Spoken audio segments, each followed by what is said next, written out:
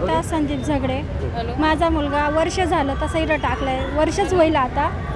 तर त्याला त्याची माझी भेट काहीच झाली नाही. मला फोन नाही आला, पण मला ऐकायला आलं का पोरांना गायब केलंय. पण माऊलींचं तसं काहीच नाही आहे. माऊलींची संस्था ही बंद नाही झाली पाहिजेत.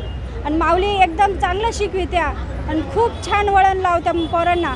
माझ्या मुलाला 2-3 महिन्यापासून आजारी होता, मी खूप दुरुस्त केलं, पण माझ्याकडून काय झालं नाही. माऊली स्वतः दवाखान्यात घेऊन गेले, त्याचा आजार सगळं बरा केला, त्याला एकदम बरं वाटलं. मला त्याच्यावरूनच खूप वाटलं का ही संस्था चांगली आहे, ही चालूच राहिली पाहिजेत आणि ही चालू झालीच पाहिजेत. पोरांचं शिक्षण वाया गेलं नाही पाहिजेत.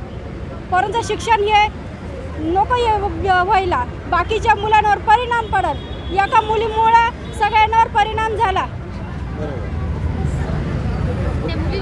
समोर घेऊन या, त्या मुलीचे पाय हात चेक करा, काय आहे तुमच्या गावाकडं झालंय, पण इथं पोरींवर का अन्याय केलाय, पोरांवर का अन्याय केलाय. तुमचं झालंय तर तो माऊलीला धरा ना.